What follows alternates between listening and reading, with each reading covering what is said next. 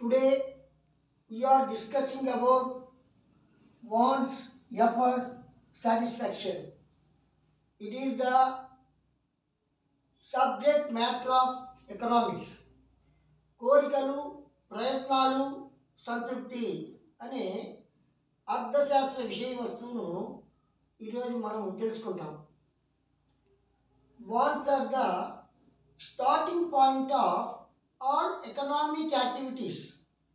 Without wants there is no economic activities. Wants ఉంటేనే అన్ని economic activities జరుగుతాయి. Wants లేకపోతే ఎకనామిక్ యాక్టివిటీస్ ఉండవు.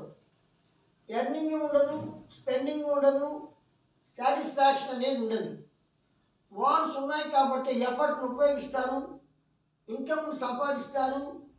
ఆ ఇన్కమ్తో వచ్చిన దాంతో వాళ్ళకి కావలసిన వస్తువులు కొనుక్కుంటారు, సాటిస్ఫాక్షన్ పొందుతారు. వాళ్ళ డ్రీమ్స్ అంతా కూడా వాళ్ళు కంప్లీట్ చేసుకుంటారు. ఫర్ ఎగ్జాంపుల్ మనం బాహుబలి డైరెక్టర్ రాజమౌళి గురించి తెలుసుకుంటాం. రాజమౌళి ఒక 10 years బ్యాక్ ఒక చిన్న డైరెక్టర్గా పనిచేసేవాడు. మంత్లీ 20,000 శాలరీ తీసుకునేవాడు. అతనికి ఏనాడైనా సరే ఒక మంచి ఫేమస్ డైరెక్టర్ అవ్వాలి, మంచి ఫిల్మ్ని మనం నిర్మించాలి అని ఒక డ్రీమ్ అనేది ఉండేది. దాని కొరకు ఎఫర్ట్ని ఉపయోగించాడు. పాతకాలంలో విఠలాచార్య దర్శకత్వంలో జానపద చిత్రాలంతా కూడా తీసేవాడు. ఆ టైంలోనే 30-40 సంవత్సరాల ముందే అడవుల్లో నుంచి ఎన్టీ రామారావు గాలిపటం ద్వారా నీకు అంతఃపురం చేరేవాడు. అదే దృష్టిలో పెట్టుకొని ఈనాడు టెక్నాలజీతో 3D ఎఫెక్ట్స్ ద్వారా, మల్టీమీడియా ద్వారా కొన్ని వందల మంది పనిచేయడం ద్వారా ఒక పెద్ద కొండల పైభాగాన, జలపాతాల పైభాగాన ఒక రాజ్యాన్ని నిర్మించి ఆ రాజ్యంలో నీకు రాజుల గురించి చాలా బాగా వివరించాడు. అంటే ఒక హీరో వచ్చి ఏ విధంగా జలపాతాన్ని దాటి పైకి వెళ్ళి ఆ యొక్క రాజమందిరాన్ని చేరుకుంటాడు, రాజ్యాన్ని చేరుకుంటాడు అనేది ఒక ఎఫెక్ట్స్ ద్వారా, ఆ యుద్ధాలు కానీ అన్నీ యొక్క మల్టీమీడియా ద్వారా కొన్ని వేల మంది వర్క్ చేశారు. కాబట్టి హాలీవుడ్లో కూడా ఈ పిక్చర్కి అంత క్రేజీ వచ్చి కొన్ని వేల కోట్ల కలెక్షన్ చేసింది అతని ఎఫర్ట్స్కి ఒక ఉదాహరణ. వేలల్లో ఉండే అతను కోట్లలో వెళ్ళిపోయాడు, అంటే కోట్ల రూపాయలు సంపాదించాడు. అంటే తన యొక్క ఎఫర్ట్స్ని ఉపయోగించడం వల్లే ఆయన అత్యున్నత స్థితికి చేరుకున్నాడు.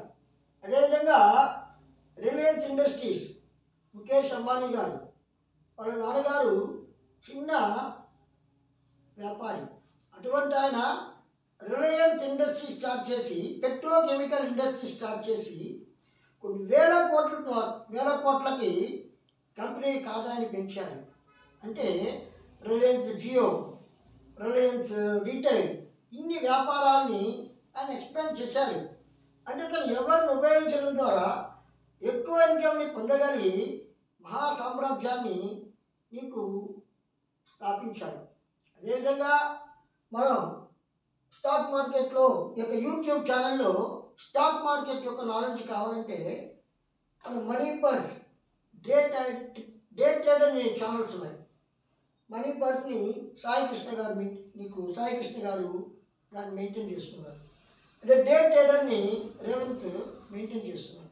అంటే ఒక టైంలో బిజినెస్ చేయాలి అంటే అందరూ బ్యాంకుల్లో డబ్బులు వేసుకుంటారు, 6% వడ్డీ వస్తుంది, అదే వాళ్ళకి చాలా అనుకుంటారు.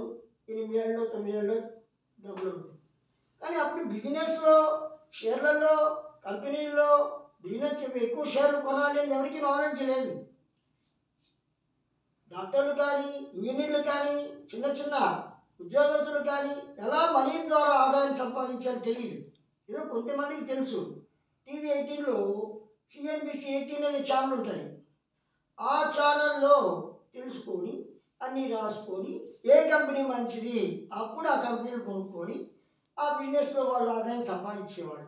కానీ ఈనాడు ఒక 4 years బ్యాక్ వీళ్ళు day trader Revanth, money per Sai Krishna start చేశారు. వాళ్ళు 20,000 మంది ఉండే సబ్స్క్రైబర్స్ ఈనాడు 20 లక్షల మంది అయ్యారు. ఎందుకయ్యారు? బిజినెస్ అంటే కంపెనీ ఏ రోజుకి ఆ రోజు అప్డేట్.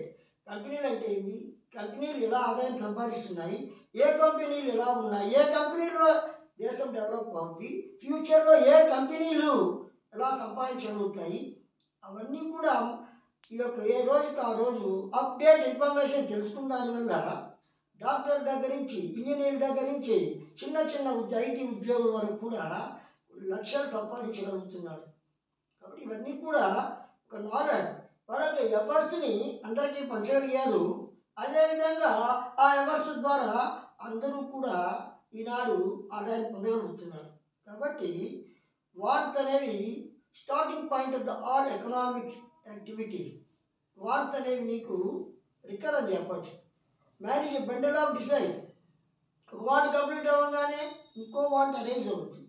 అందుకని ఎప్పుడైతే వీళ్ళు సాటిస్ఫాక్షన్ పొందారో ఇంకా కూడా మనం సంపాదించాలి, ఇంకా మనం ఎఫర్ట్స్ ఉపయోగించాలి, ఇంకా సంపాదించాలని ఒక డ్రీమ్ అని ఉన్నందు వల్ల మళ్ళీ ఇంకా బిజినెస్ చేస్తారు, మళ్ళీ ఎఫర్ట్స్ని ఉపయోగిస్తారు, మళ్ళీ సాటిస్ఫాక్షన్ పొందుతారు. కానీ వాట్స్ ఎఫెక్ట్ సాటిస్ఫాక్షన్ అనేది సబ్జెక్ట్ మ్యాటర్ ఆఫ్ ఎకనామిక్స్గా మనం చెప్పచ్చు.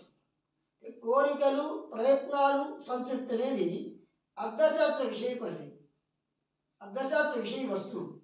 కోరికలు ఉన్నాయి కాబట్టి తమ యొక్క సామర్థ్యాన్ని ఉపయోగించడం ద్వారా ఆదాయాన్ని సంపాదించి వాటిని ఖర్చు పెట్టుకోవడం ద్వారా సంతృప్తి పొందుతారు. కాబట్టి కోరికలు, ప్రయత్నాలు, సంతృప్తి అనేది అర్థశాస్త్ర విషయ వస్తువులుగా మనం చెప్పచ్చు.